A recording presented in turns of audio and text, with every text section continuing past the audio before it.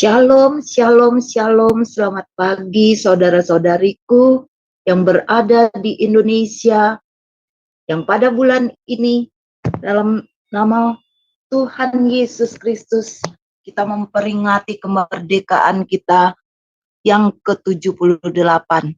Merdeka bagi bangsa kita, merdeka juga bagi seluruh rakyat Indonesia, agar Tuhan melakukan perkara ajaib yang sesuai firman-Nya, yang terkecil menjadi kaum yang terbesar di bangsa ini terjadilah.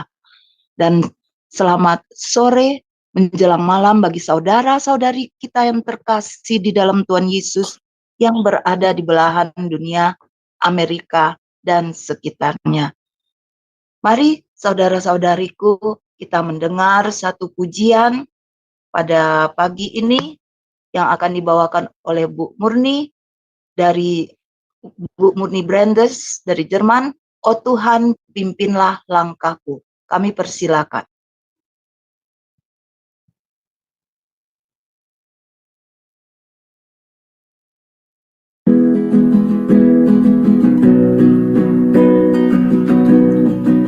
Oh Tuhan, pimpinlah langkahku. Ku tak berani jalan sendiri, serta-Mu itulah doaku. Ajarku merendahkan diri,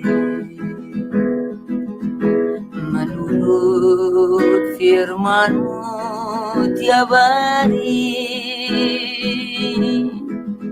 Jadikan pelita dalam gelap, mencari domba yang sesat.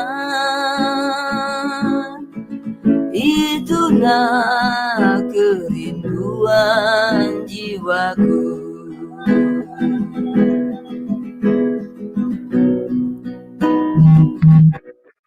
Oh Tuhan, pimpinlah langkahku. Ku tak berani jalan sendiri, serta-Mu itulah doaku. Ajarku merendahkan diri, menurut firman-Mu tiap hari. Jadikan pelita dalam gelap,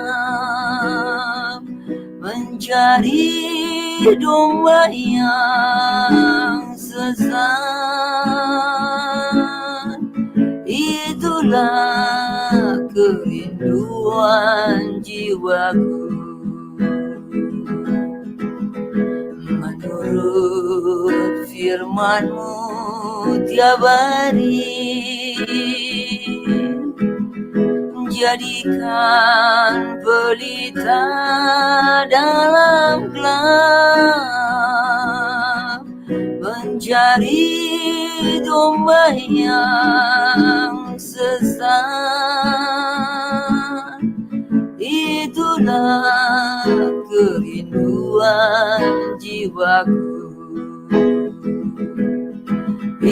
Itulah kerinduan jiwaku.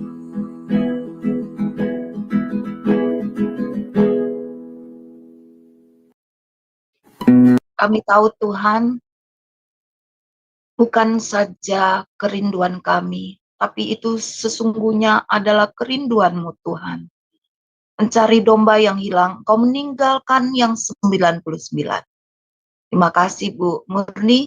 Mari saudara-saudariku yang terkasih di dalam Tuhan Yesus, kita bersatu di dalam doa. Bapa, kami mengucap syukur Engkau mendampingi kami pada pagi ini, di hari Minggu ini, di mana setiap suku dan bangsa memuji menyembah-Mu dalam roh dan kebenaran. Biarlah kami datang bersama-sama di renungan pagi ini juga dengan ucapan syukur atas segala kemurahan-Mu terhadap kami, atas kasih karunia-Mu, atas perkenanan-Mu kepada kami, dan seisi rumah kami, serta teman-teman kami yang terlibat di Sema Adonai, baik yang terlibat langsung di belakang layar, yang berada di ruang Zoom, atau saudara-saudari kami yang terkasih di dalam Tuhan Yesus, yang sedang setia ikut merenungkan pada pagi ini bersama-sama kami, baik pujian, firman, dan sharing firman yang akan dibawakan oleh hamba-Mu, Pak Pendeta Daniel Palungan. Jamah kami semua tanpa kecuali, perlengkapi kami dengan seluruh selengkap senjata-Mu. Kirimkan malaikat-Mu, Panglima Bala Tentara-Mu berjaga-jaga sekeliling kami. Jamah seluruh peralatan kami dalam nama-Mu Tuhan Yesus. Internet kami dalam keadaan baik. Kami tolak segala kuasa-kuasa kegelapan yang ingin mengacaukan. Kami ikat di dalam nama-Mu Tuhan Yesus dan terikat di surga. Biarlah roh pengenalan dan takut Tuhan turun dalam nama-Mu Tuhan Yesus. Hikmat, kebijaksanaan, pewahyuan, kepekaan Kau berikan kepada hamba-Mu Pak Daniel Palungan yang akan membagikan sharing firman pada pagi ini. Dan Engkau urapi Pak Aras yang akan membacakan kitab Wahyu pasal 10. Dari awal, pertengahan, sampai akhir, kami dedikasikan renungan pagi kitab Wahyu ini ke dalam tangan kasih-Mu. Haleluya, puji Tuhan Yesus. Amin. Kami persilakan Pak Aras untuk membaca kitab Wahyu pasal 10. Waktu dan tempat kami persilakan. Oh, terima kasih. Wahyu 10. Kitab terbuka.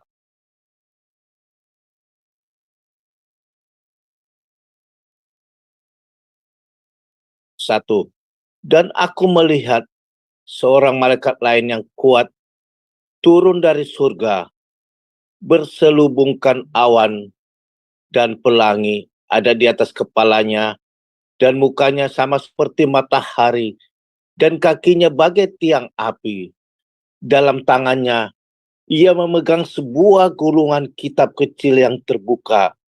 Ia menginjakkan kaki kanannya di atas laut dan kaki kirinya di atas bumi, dan ia berseru dengan suara nyaring sama seperti singa yang mengaum.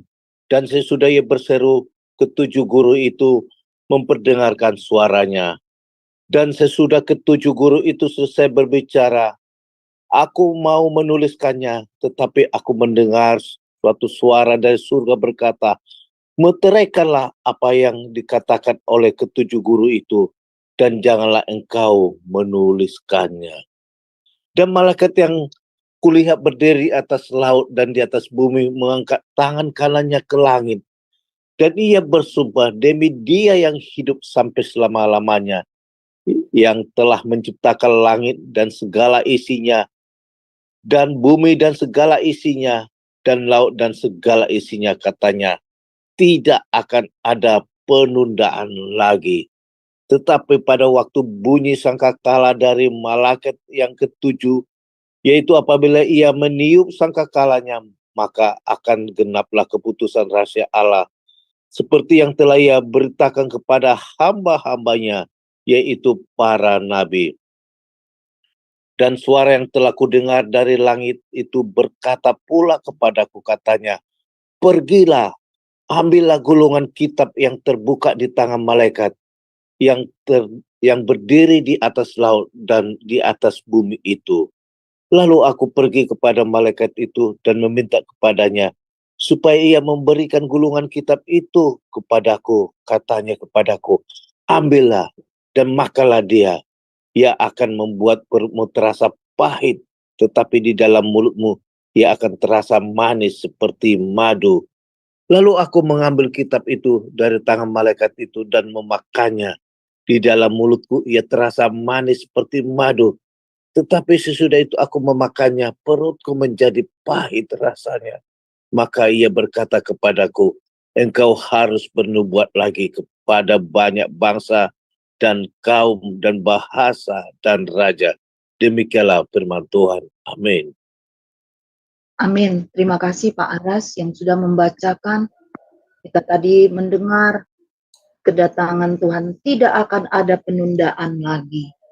Oh, biarlah kita berjaga-jaga dan kita siap mendengarkan hambanya Pak Pendeta Palungan, Pak Daniel Palungan untuk sharing firman kita Wahyu pada pagi ini. Waktu dan tempat kami persilakan.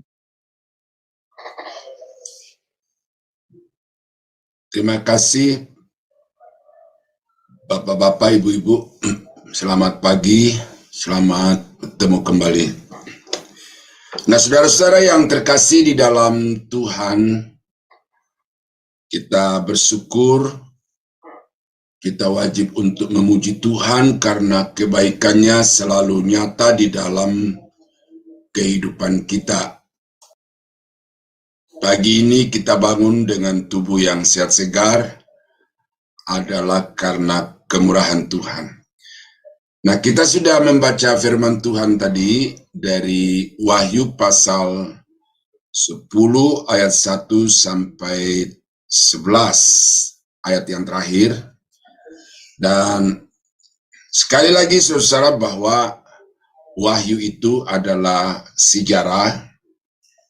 Sekalipun di dalamnya memang ada pernyataan-pernyataan yang bersifat profetis, ada sastra puisi, ya. Tetapi itu juga tidak berarti bahwa kita tidak bisa melihat kesejarahan dari nubuat dan puisi itu. Nah, sampai di pasal 10 ini saudara kita melihat bahwa ada satu interval lagi terjadi di sini, di mana tadinya itu penghukuman, dan kita sudah sampai kepada sangkakala yang ke-6. Mau masuk ke sangkakala yang ke-7, ada kisah lain yang diselipkan di dalamnya. Nah, tentu ini ada maksud-maksud Tuhan. Dan saya sangat kagum dengan Alkitab ini, betapa sistematisnya penulisan Alkitab itu, khususnya kitab Wahyu. Ya, jadi walaupun hukuman itu terpotong-potong kelihatannya, tetapi ternyata dalam setiap bagian-bagian yang disisipkan itu ada maksud-maksud Tuhan yang lain, yang juga tidak berbeda dengan bagian-bagian yang dipotong-potong itu. Nah, dan aku melihat seorang malaikat lain yang kuat turun dari surga, berselubungkan awan, dan pelangi ada di atas kepalanya, dan mukanya sama seperti matahari, dan kakinya bagaikan tiang api. Nah, ini malaikat dikatakan, saudara. Tetapi apakah ini malaikat ciptaan atau malaikat khusus, ya? Ini berbicara tentang malaikat khusus, bukan malaikat ciptaan, juga bukan serafim yang ada di depan atau di sekeliling takhta yang maha kudus di dalam surga itu. Nah, karena di dalam Wahyu pasal 1, ya, Wahyu pasal 1 ayat yang ke-12 sampai dengan ayat yang ke-15, kita baca di situ ada deskripsi-deskripsi yang walaupun tidak persis sama, tetapi pantas untuk kita samakan.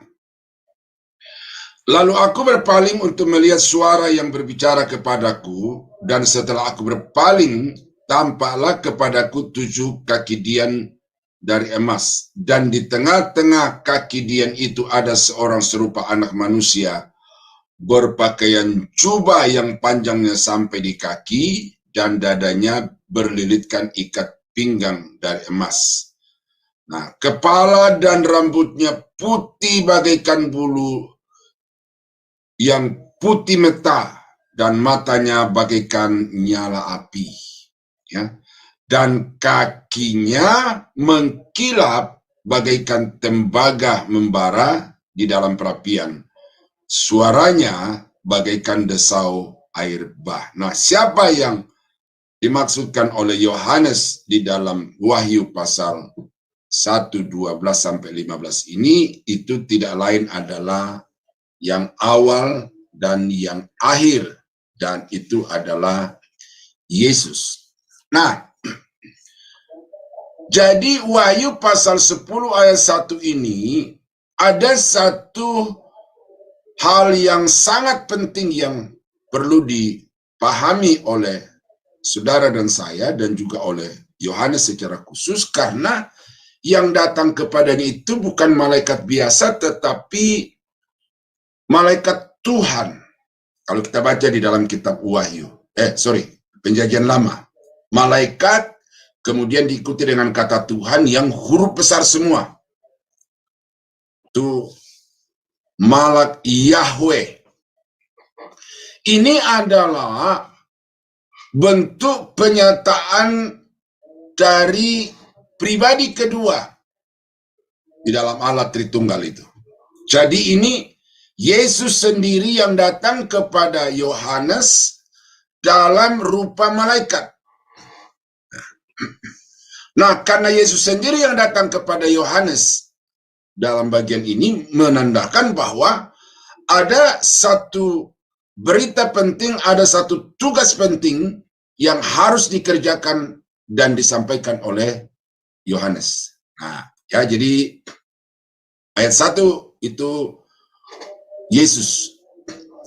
Dalam tangannya ia memegang sebuah gulungan kitab kecil yang terbuka.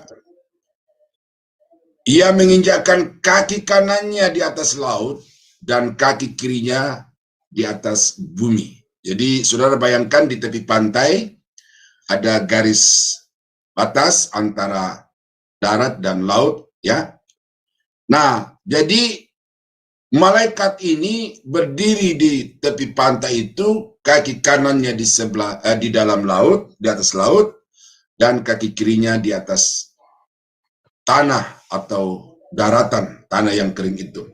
Nah, saya mencari literatur untuk apa maksud ini, dan kesimpulan yang disampaikan oleh beberapa, 2 atau 3 literatur yang saya baca itu adalah menandakan bahwa seluruh bumi, darat dan laut itu ada di bawah kekuasaan dari malaikat yang berdiri di atas laut dan darat itu.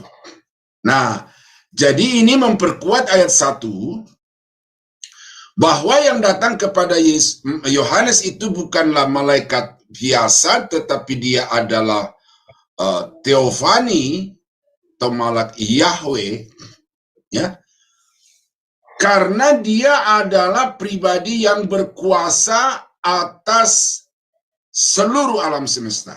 Nah, jadi kaki sebelah di atas laut dan kaki sebelah di atas darat itu menandakan bahwa dia yang punya kekuasaan atas laut dan darat, ya. Dan ia berseru dengan suara nyaring sama seperti singa yang mengaum, dan sesudah ia berseru, ke-7 guru itu memperdengarkan suaranya. Ya, di dalam versi-versi yang lain itu, di sini dikatakan bahwa guru di sini itu menyahut kepada apa yang diperdengarkan oleh Dia yang berdiri di atas laut dan bumi itu, darat itu, yang dikatakan bahwa para guru itu berkata, amin. Ya, amin. Jadi, malaikat itu berseru menyampaikan sesuatu dengan nyaring, dan 7 guru itu menyaut dengan kata amin. Ya, tetapi di bagian yang lain nanti kita akan lihat bahwa ada keterangan guru ini justru berbicara. Nah, apakah guru yang menyaut ini yang kemudian berbicara juga, atau malaikat itu berseru dengan suara yang bagaikan guru? Nah, itu ada 2 kemungkinan, tetapi itu tidak terlalu penting untuk kita bahas, apakah itu guru yang menyahut amin atau suara dari malaikat itu yang nyaring keras bagaikan guru yang menggelegar itu. Ya, karena di sini dikatakan hanya seperti singa yang mengaum. Nah, singa yang mengaum itu ya sama seperti kalau sering saudara dengar itu geledek itu, suara guru di langit itu ya, kadang-kadang singa itu ya suaranya mendekat itu. Nah, jadi suaranya begitu keras bagaikan guru. Nah, jadi bisa bahwa suara yang mengeluarkan kata-kata yang memiliki arti itu datang dari Dia yang berdiri di atas laut. Atau bisa juga Dia yang berbicara tetapi disampaikan melalui guru yang menggelegar itu. Nah, itu hanya prosesnya saja ya, tetapi yang kita mau cari di sini adalah apa yang sedang disampaikan itu. Nah, dan sesudah ke-7 guru itu selesai berbicara, nah ini maksudnya gitu ya. Aku mau menuliskannya, tetapi aku mendengar suatu suara dari surga berkata, meteraikanlah apa yang dikatakan oleh ke-7 guru itu, dan janganlah engkau menuliskannya. Jadi jelas didengar oleh Yohanes apa makna kata-kata yang diucapkan oleh malaikat melalui guru itu, tetapi ada perintah yang mengatakan meteraikan, artinya simpan, rahasiakan, dan jangan diungkap. Coba kita ke ayat 7 dulu. Ya, apa yang tertulis di dalam kata-kata itu? Ayat yang ke-7 saya bacakan dulu ya. Tetapi pada waktu bunyi sangkakala yang ke-7, yaitu apabila ia meniup sangkakalanya, maka akan genaplah keputusan rahasia Allah seperti yang telah ia berikan kepada hamba-hambanya, yaitu para nabi. Jadi sebenarnya apa yang tersimpan di dalam perkataan guru itu juga sudah dinyatakan kepada para nabi. Nah, oleh karena itu nanti ya, saya akan membukakan beberapa ayat dari Alkitab Perjanjian Lama tentang berita yang didengar oleh Yohanes ini, itu sebenarnya juga sudah disampaikan oleh Tuhan kepada nabi-nabi di dalam Perjanjian Lama. Tetapi di sini Yohanes dilarang untuk menyingkapkan, ya, simpanlah dulu itu, karena akan ada waktunya nanti ada yang menyatakan apa isi daripada perkataan guru atau perkataan malaikat yang disampaikan melalui guru itu, ya. Nanti kita akan paham dengan sendirinya nanti.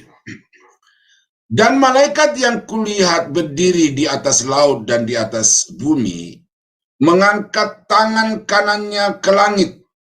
Ya, itu kalau kita baca juga itu di dalam Perjanjian Lama, ini adalah satu metode untuk orang yang sedang mengangkat tangan kanannya itu hendak mengucapkan satu janji. Ya, dipakai kata sumpah di sini, Tetapi sumpah itu juga bisa berarti janji.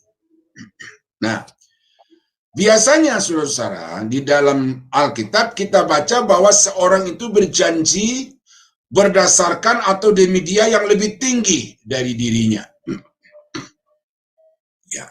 Ini memberikan sedikit satu penggambaran yang lain tentang malaikat yang berdiri di atas darat dan laut itu. Kalau di sini dia mengangkat tangan kepada dia yang duduk di atas takhta yang berkuasa selama-lamanya itu, ini memberikan sedikit pemahaman bahwa dia itu lebih rendah karena dia mau bersumpah demi dia yang hidup sampai selama-lamanya. Tetapi di dalam perjanjian lama juga kita menemukan bahwa Allah kalau berjanji atau kalau bersumpah itu, karena tidak ada lagi yang lebih tinggi dari dirinya, maka dia bersumpah demi dirinya sendiri.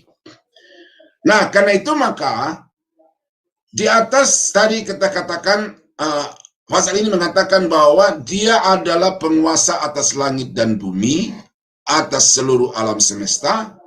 Itu tidak lain adalah Allah sendiri. Nah, tetapi di dalam ayat yang kelima di sini dia mengangkat tangan untuk hendak mengucapkan satu janji atau sumpah. Ini berarti bahwa dia tidak bersumpah demi dia yang lebih tinggi dari dirinya, tetapi dia bersumpah demi dia yang sederajat dengan dirinya. Dan itu dimungkinkan di dalam perjanjian lama, seperti yang saya sudah kutip tadi itu, bahwa Allah itu bersumpah demi dirinya sendiri. Ya, jadi jaminannya adalah dirinya sendiri. Karena itu malaikat Tuhan yang saya sudah terjemahkan tadi di sini adalah Yesus, ya, dia bersumpah demi Bapa yang setara dengan dirinya.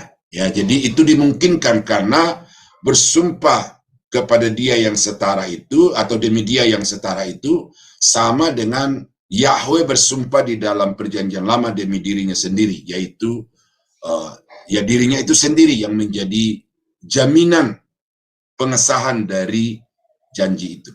Ya, jadi bukan malaikat biasa di sini sekali lagi, tetapi malaikat Yahweh, malaikat Tuhan, dan dia bersumpah kepada dia yang setara.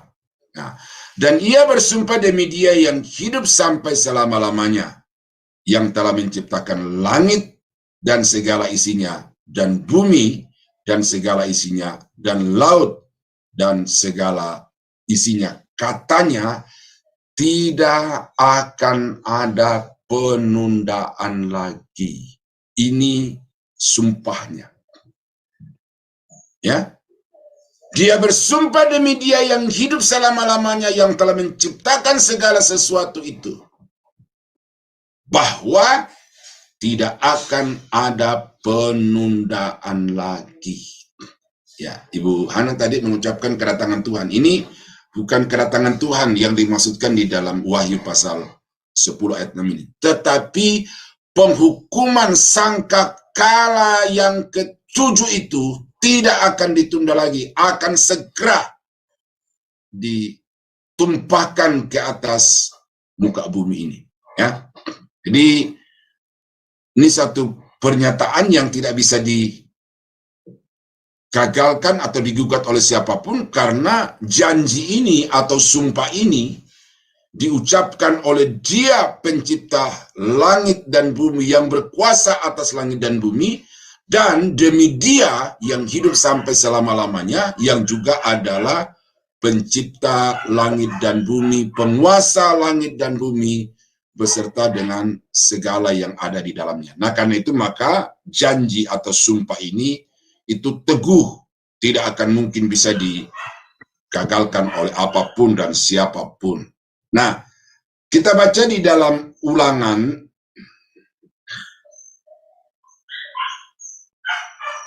ya. Ulangan pasal 32 ayat yang ke-40 ya. Sesungguhnya aku mengangkat tanganku ke langit dan berfirman, demi aku yang hidup selama-lamanya. Tuh. Jadi di sini Tuhan mengangkat tangannya ke langit dan bersumpah demi dirinya sendiri, demi aku yang hidup selama-lamanya. Jadi kalau Yesus mengangkat tangannya ke surga dan mengucapkan satu sumpah atau janji, itu dia sendiri, demi aku yang hidup. Tetapi ada pribadi lain yang dia tunjuk di sini, yaitu demi dia yang hidup sampai selama-lamanya. Dan di dalam Daniel pasal 12 ayat yang ke-7, ya. Lalu ku dengar orang yang berpakaian kain lenan yang ada di sebelah atas air sungai itu bersumpah demi dia yang hidup kekal, sambil mengangkat tangan kanan dan tangan kirinya ke langit. 1 masa dan 2 masa dan setengah masa. Dan setelah berakhir kuasa perusak bangsa yang kudus itu, maka segala hal ini akan digenapi. Nah, di sini ada satu keterangan waktu yang diberikan. Berapa lama durasi waktu yang akan dipakai untuk mencurahkan sangkakala yang ke-7 itu, yaitu 1 masa dan 2 masa dan setengah masa. Berarti 3,5 masa, 3,5 tahun. Nah, ini adalah 3,5 tahun yang kedua dari zaman Antikris itu akan berlangsung pencurahan murka Allah yang berupa cawan itu.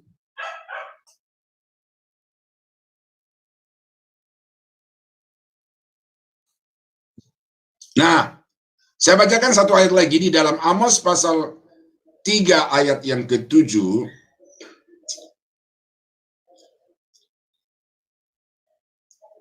Ya. Sungguh, Tuhan Allah tidak berbuat sesuatu tanpa menyatakan keputusannya kepada hambanya, para nabi. Nah, ini kita baca tadi bahwa Tuhan itu menyatakan sesuatu kepada para nabi-nabi, dan apa yang dia nyatakan itu pasti akan digenapi. Atau tidak ada sesuatu yang dia lakukan tanpa memberitahukan kepada para nabi. Nanti kita akan melihat itu di ayat yang ke-7 itu. Ya, para nabi itu diberitahukan, dan karena itu apa yang disampaikan oleh Tuhan kepada Yohanes ini juga adalah pengulangan dari apa yang sudah disampaikan oleh Tuhan kepada para nabi. Dan ini sekaligus ya yang menjadi topik harian renungan kita hari ini adalah Yohanes melaksanakan tugas sebagai seorang nabi Tuhan. Jadi dia sebagai nabi ditetapkan untuk menyatakan sesuatu yang akan dikerjakan Allah di atas muka bumi ini. Nah, itulah makanya pasal 10 ini berbicara tentang panggilan atau tugas kenabian dari Yohanes, Rasul Yohanes itu. Nah, jadi itulah ayat-ayat saudara yang menyatakan bahwa Tuhan itu bersumpah dengan cara mengangkat tangan ke langit, dan bersumpah demi dirinya, bersumpah demi dia yang setingkat, yang sederajat dengan malaikat di dalam hal ini. Nah, jadi sumpah itu sah, dan yang bersumpah itu bukan malaikat biasa, tetapi sumpah atau janji itu diucapkan oleh Tuhan itu sendiri. Tetapi pada waktu bunyi sangkakala dari malaikat yang ke-7, yaitu apabila ia meniup sangkakalanya, maka akan genaplah keputusan rahasia Allah. Nah, berarti apa yang dilarang untuk ditulis di dalam ayat yang ke-4 di atas tadi itu, sebenarnya penyingkapannya adalah peniupan sangkakala yang ke-7. Jadi tidak perlu disampaikan dengan kata-kata, tetapi akan disampaikan, disingkapkan kepada umat manusia melalui satu tindakan, melalui satu peristiwa. Dan peristiwanya itu adalah meniup sangkakala yang ketujuh, yang di dalamnya ada 7 cawan. Jadi 7 cawan itulah yang menjadi isi daripada apa yang dikatakan oleh guru itu, yang hendak ditulis oleh Yohanes, tetapi ada larangan dari surga yang berkata, jangan ditulis, meteraikan. Jadi tersingkap sudah. Apa yang dirahasiakan di dalam ayat yang keempat itu nyata di dalam ayat yang ketujuh, yaitu bahwa akan ada penghukuman yang maha dahsyat yang akan ditumpahkan Tuhan pada paru yang kedua dari zaman antikris, atau 3,5 tahun yang kedua dari zaman kesusahan besar itu. Dan suara yang telah kudengar dari langit itu berkata pula kepadaku, katanya, pergilah, ambillah gulungan kitab yang terbuka di tangan malaikat yang berdiri di atas laut dan di atas bumi itu.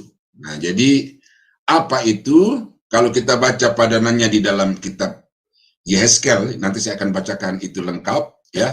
Itu adalah satu kitab, gulungan kitab yang tertulis di luar dan di dalamnya, dan apa yang ditulis itu adalah firman Allah, ya. Tetapi di dalam Yehezkel dipernyatakan itu isinya itu adalah berita-berita kedukaan, berita-berita malapetaka yang menakutkan, ya. Ya, jadi ayat yang ke-8 diambil, lalu apa reaksi di dalam Yohanes terhadap gulungan kitab itu? Lalu aku pergi kepada malaikat itu dan meminta kepadanya supaya ia memberikan gulungan kitab itu kepadaku. Katanya kepadaku, ambillah dan makanlah dia. Nah, ini satu ungkapan, makanlah. Kertas, ya kalau kita pakai bahasa sekarang itu kertas, ya, disuruh makan. Bisakah itu dimakan? Nah, tentu tidak bisa dengan secara jasmani di situ. Tetapi saya baca lagi, saudara, untuk mengkonfirmasi apa yang saya pahami dan hendak saya sampaikan kepada Bapak Ibu hari ini. Makan di sini adalah satukan firman itu dengan hidupmu. Menyatulah dengan firman itu, ya. Serap firman itu ke dalam kehidupanmu. Nah, itu yang dikatakan makanlah. Sebagaimana makanan yang kita minum, makanan yang kita makan dan air yang kita minum itu menyatu dengan tubuh jasmani kita, maka ungkapan itu diambil untuk menyatakan sesuatu kepada Yohanes tentang firman yang terdapat di dalam gulungan kitab yang terbuka di tangan malaikat yang berdiri di atas darat dan di atas laut itu. Ya, diambil. Ya. Ia akan membuat perutmu terasa pahit, tetapi di dalam mulutmu ia akan terasa manis seperti madu. Waduh, saya kira tidak ada di antara saudara yang asing dengan madu, ya. Tetapi manisnya kata-kata atau tulisan-tulisan yang dimakan oleh Yohanes itu tidak bisa dilukiskan dengan kata-kata, maka hanya dipakai satu perbandingan. Seperti madu, manis seperti madu, tetapi ya tidak sama dengan madu manisnya itu. Lebih manis, lebih enak, lebih nikmat daripada madu itu. Tetapi karena batas tertinggi dari manisnya sesuatu di dalam hidup manusia itu pada umumnya madu, maka itu yang dipilih sebagai satu komparasi atau perbandingan dari manisnya firman itu di dalam mulut Yohanes. Tetapi yang sangat-sangat luar biasa di sini adalah di perut pahit. Oh, ini bagaimana kita bisa memahami ini? Di mulut dia manis, sampai di perut dia terasa pahit.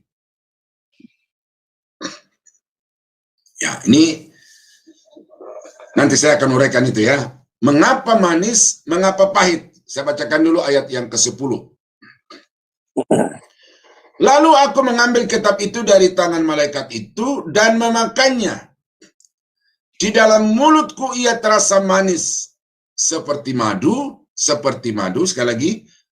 Tetapi sesudah aku memakannya, perutku menjadi pahit rasanya. Ya.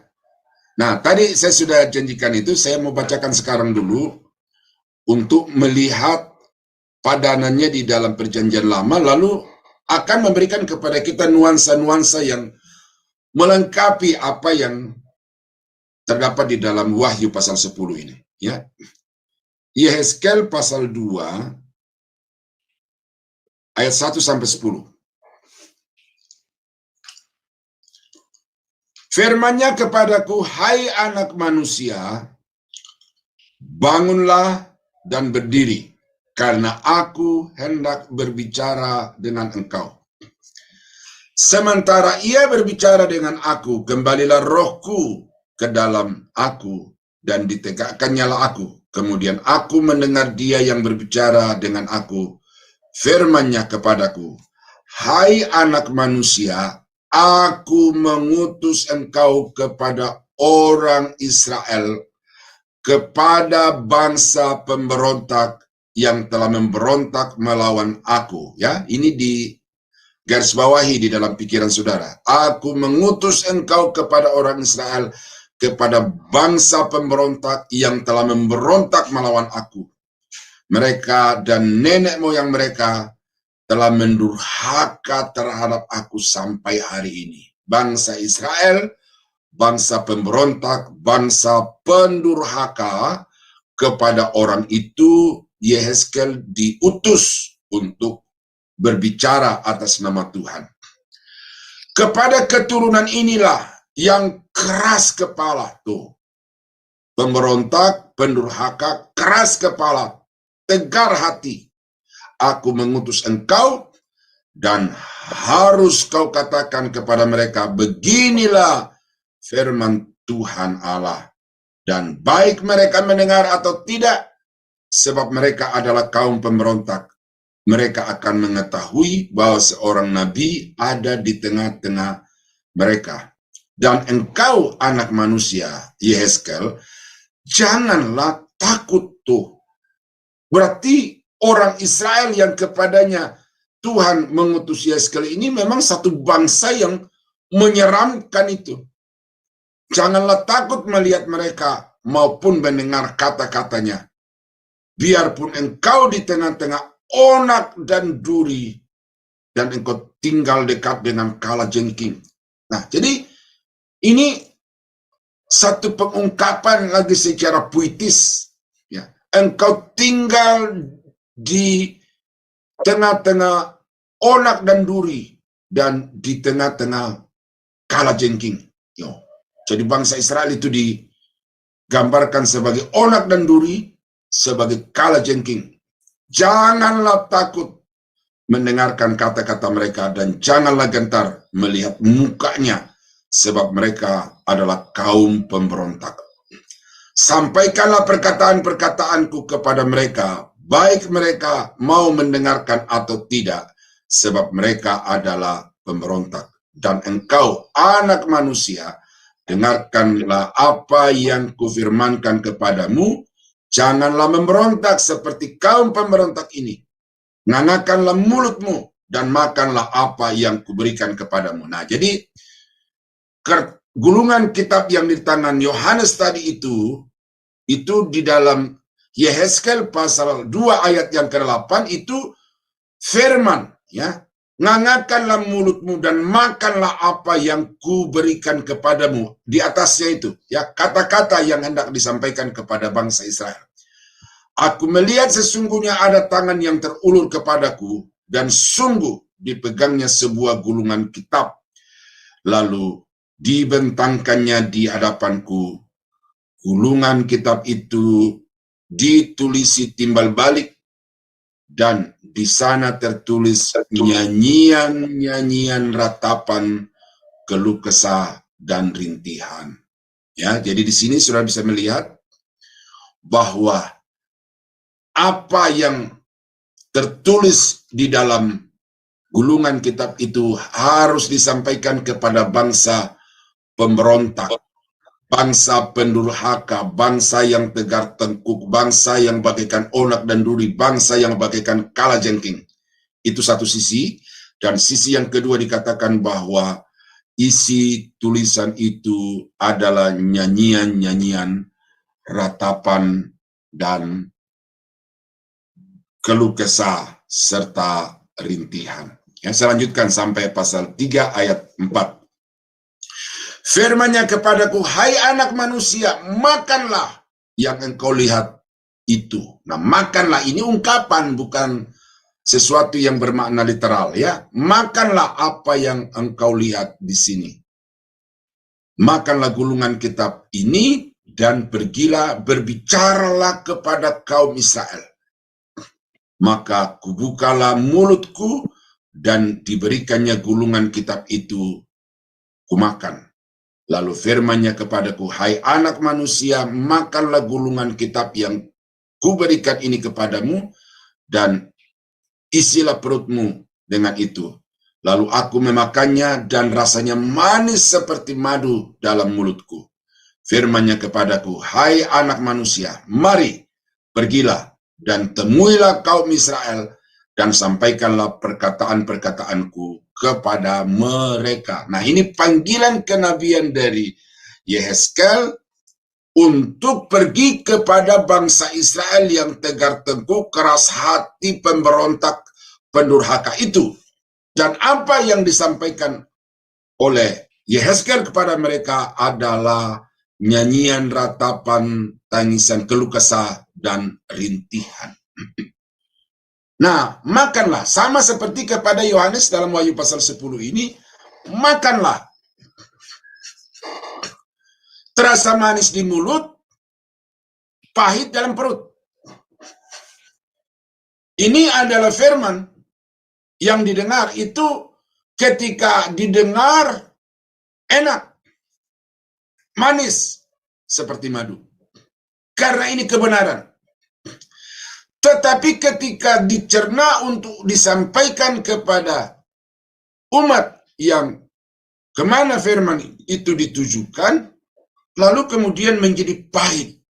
Wah, ini bukan sesuatu yang mudah untuk menyampaikannya. Ya, itu terasa pahitnya di situ. Ini sesuatu yang teramat berat untuk dikatakan. Nah, satu hal adalah karena isi daripada firman itu adalah penghukuman, ya, itu yang satu faktor kenapa terasa pahit di dalam perut. Oleh karena berita yang diperintahkan Tuhan kepada Yohanes untuk disampaikan kepada bangsa Israel ini adalah berita yang tidak enak, dan karena beritanya tidak enak, ya tidak menyenangkan pendengar, dan juga pasti tidak akan disukai. Namun, ini tidak bisa ditolak, tidak ada pilihan. Sama seperti Tuhan berbicara kepada Yehezkel, tidak ada pilihan bagi Yehezkel. Ya, suka atau tidak suka, enak tidak enak, harus kau sampaikan firman yang kukatakan itu kepadamu. Makanlah walaupun itu pahit di dalam mulutmu. Nah, jadi apa yang menjadi faktor terasa pahit di dalam perut Yohanes itu adalah karena berita yang hendak disampaikannya kepada bangsa yang diam di bumi ini direpresentasikan dengan bangsa Israel pada waktu itu, ya, waktu yang akan datang nanti, ya, adalah penghukuman yang teramat maha dahsyat. 7 materai sudah luar biasa dahsyatnya.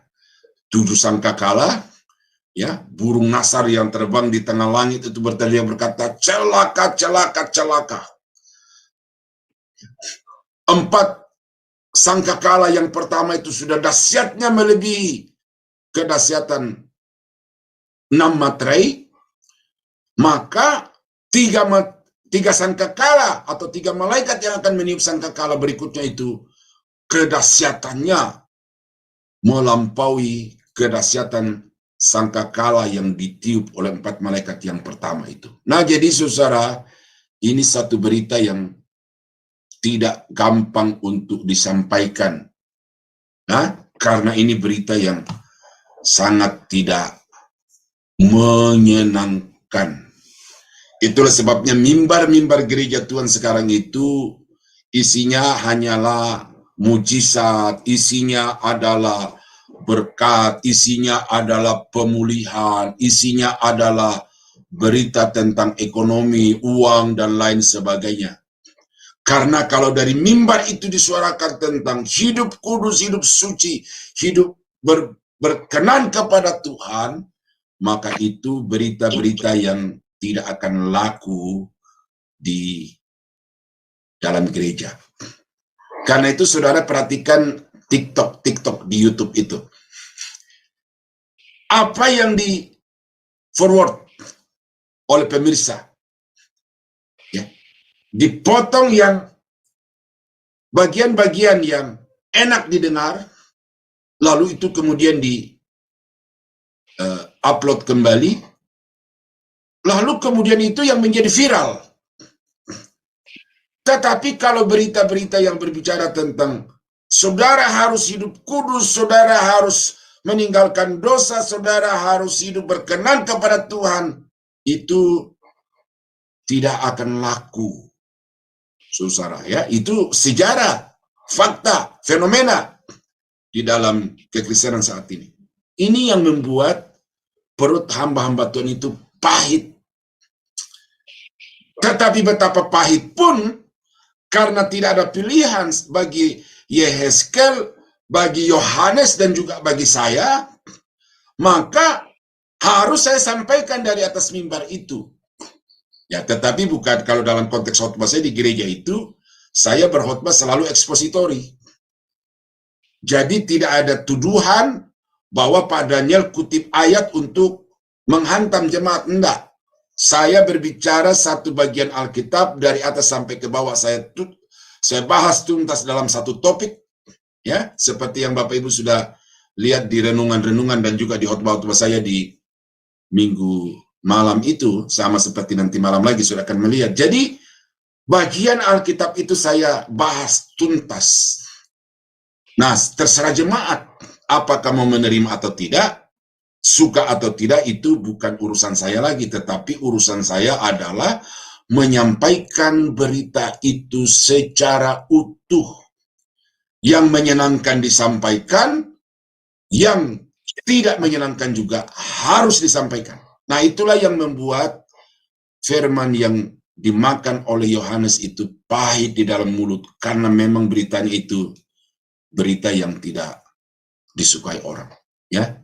Kalau saudara perjalanan, ya, saudara tahu bahwa barang ini bagus tetapi jelek kelihatannya, makanan ini penting bagi kesehatan tubuh tetapi rasanya pahit, itu pasti tidak akan laku dibeli orang, ya.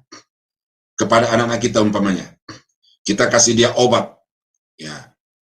Kalau dia rasa pahit, maka anak kita itu akan tutup mulut bagaikan digembok, tidak bisa dibuka, karena memang itu rasanya pahit. Tetapi karena itu baik, itu berguna, maka mau tidak mau orang tua harus mencungkil mulut anaknya itu dengan sendok supaya yang pahit itu masuk ke dalam tubuhnya, karena itu menyehatkan.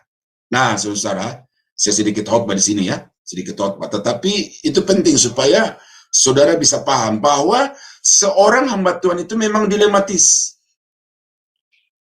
Satu sisi dia harus berbicara terus terang kepada umat berdasarkan perintah Allah, tetapi sisi yang lain apa yang hendak disampaikan ini sesuatu yang belum tentu dan memang tidak disukai oleh orang-orang Kristen. Karena itu Paulus berkata bahwa akan datang masanya orang-orang tidak akan lagi membuka hati dan pikiran bagi kebenaran, tetapi mereka akan membuka telinga mereka bagi dongeng-dongeng, dan karena itu mereka akan memanggil guru-guru yang akan memuaskan selera pendengaran mereka. Selera murahan mereka itu akan dipuaskan oleh guru-guru yang berbicara tanpa dasar Alkitab, atau yang berbicara ayat-ayat Alkitab tetapi ayat-ayat yang sudah dipotong-potong, sudah diedit-edit, yang pahit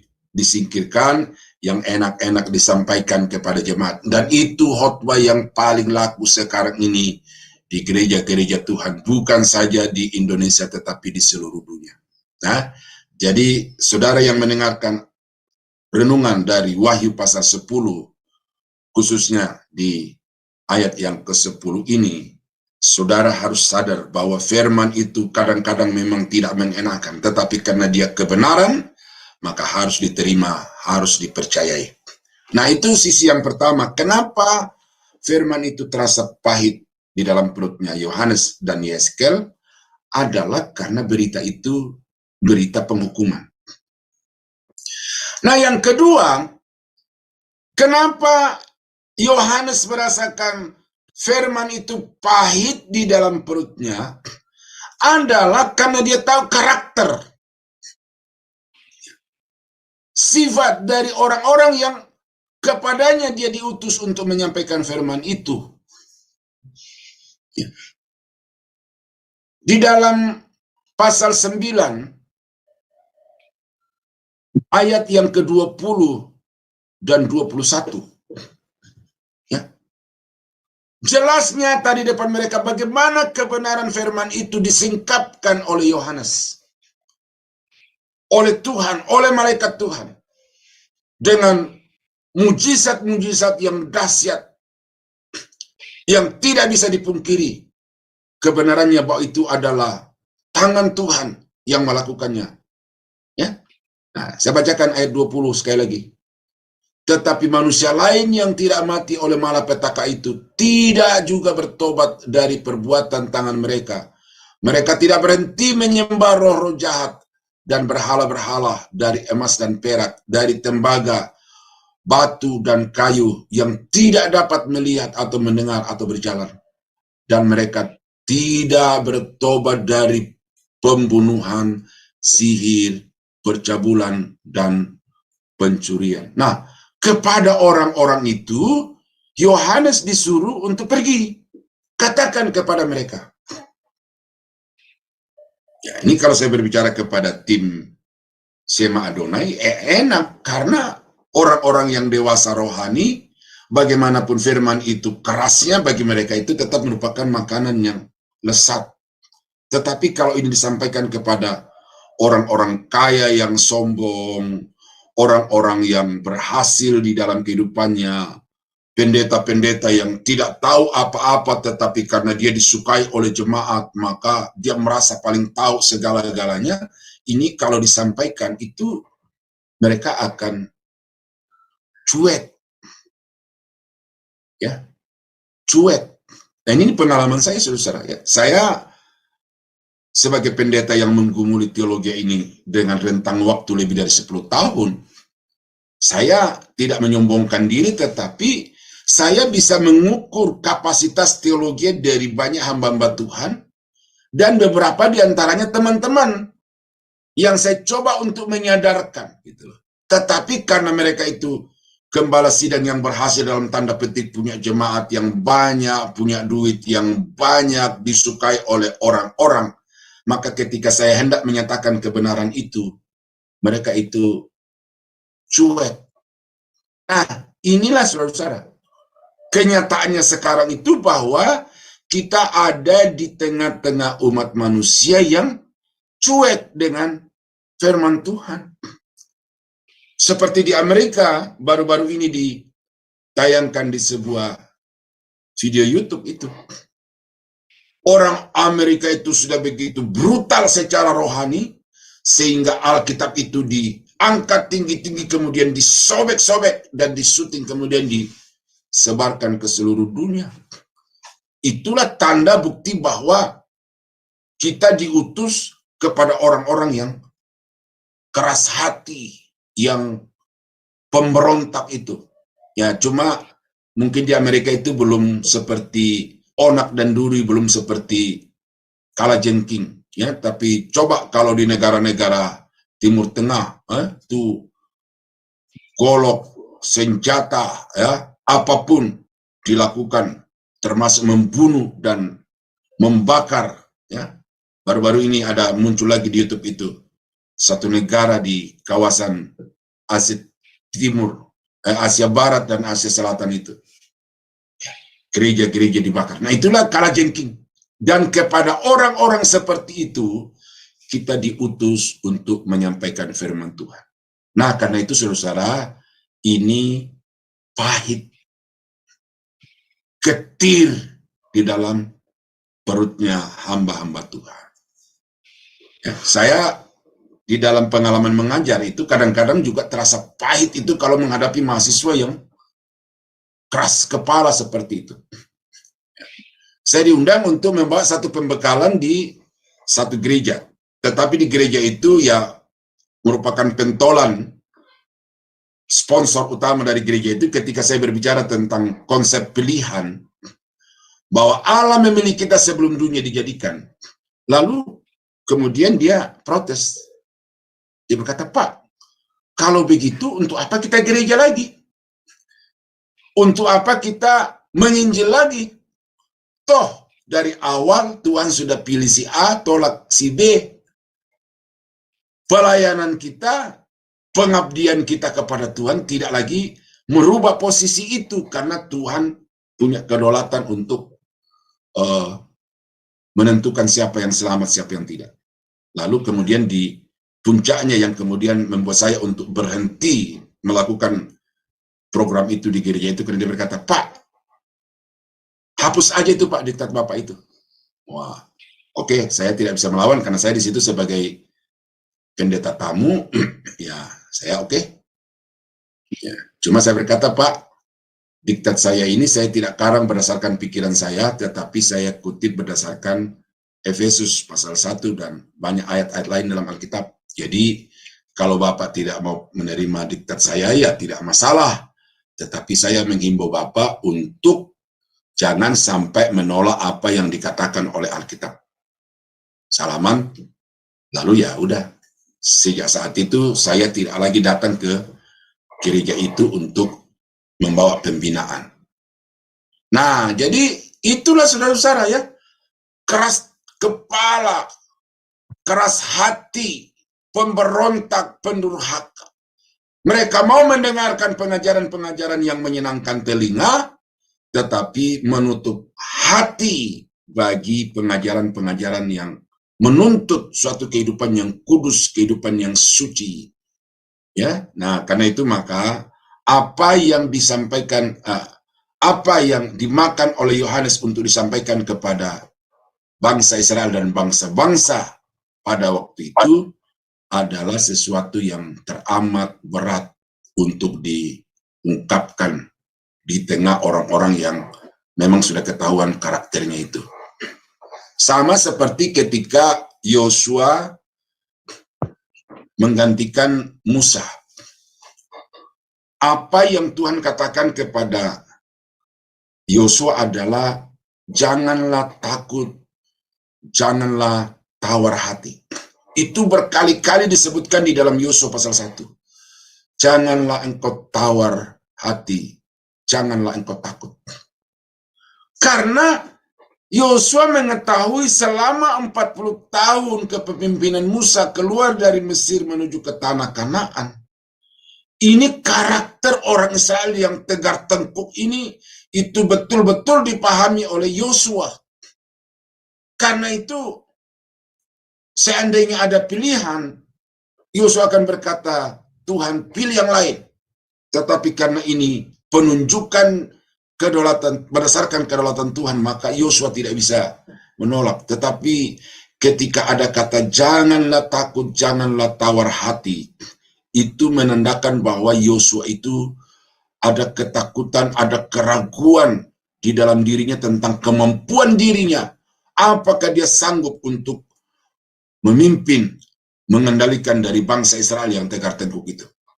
Nah, jadi dari sejarah itu kita sudah melihat bagaimana bangsa Israel itu tegar tengkuk. Kemudian masuk di dalam periode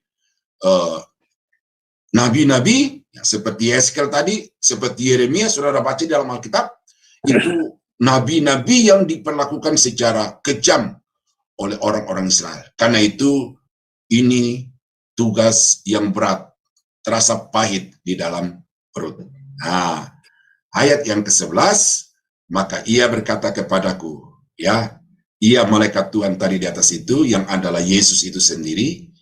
Yesus berkata kepadaku, engkau harus bernubuat lagi kepada banyak bangsa dan kaum dan bahasa dan raja. Engkau harus, ya, enak tidak enak, pahit atau manis, suka atau tidak suka, no choice for you. Engkau harus bernubuat. Ya, engkau harus bernubuat. Entah mereka mendengar atau tidak mendengar, itu bukan urusanmu, tetapi urusanmu adalah beritakan firman itu. Nah, kalau kita baca di dalam Yeskel pasal 3, ini satu ayat yang tidak akan pernah saya lupakan, saudara-saudara, karena ini yang menjadi gong, ya, untuk saya tinggalkan SMA saya dulu di Jayapura untuk masuk sekolah Alkitab di Jakarta. Karena dikatakan di dalam Yeskel pasal 3 itu, hai anak manusia, aku telah menetapkan engkau menjadi penjaga atas umatku. Kalau ada di antara mereka yang berbuat dosa, dan engkau tidak menegurnya, supaya dia berbalik dari dosanya itu, maka orang itu akan mati di dalam dosanya, tetapi aku akan menuntut pertanggungan jawab atas nyawanya daripadamu. Oh, ya, itu hamba Tuhan itu bertanggung jawab di hadapan Tuhan atas nyawa dari umat Tuhan. Tetapi apabila engkau sudah menegurnya, sudah menasehatinya, dan dia tidak mau mendengarkan engkau, dia akan mati di dalam dosanya. Dan aku tidak akan menuntut dosanya daripadamu, karena tugasmu sudah engkau emban. Engkau sudah memberitakan firman, engkau sudah menasihati mereka dengan firman. Soal mereka terima atau tidak terima, itu sudah bukan ranamu. Itu sudah merupakan ranaku, rana Roh Kudus, untuk menjamah hati orang itu. Tugasmu adalah beritakan firman itu, manis ataupun pahit. Nah, saudara-saudara, ini saya sampaikan sedikit di sini bahwa tidak ada seorang pendeta yang punya kuasa untuk mentobatkan orang. Ya, karena itu jangan sanjung pendeta hanya karena pendeta itu membuat kelihatannya banyak orang bertobat dalam pelayanannya. Ya, yang membuat seseorang bertobat kepada Tuhan itu adalah Roh Kudus. Pendeta hanya sampai di batas menyampaikan firman itu.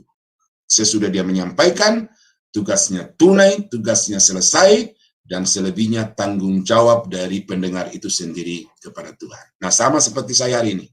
Tugas saya adalah menyampaikan firman ini.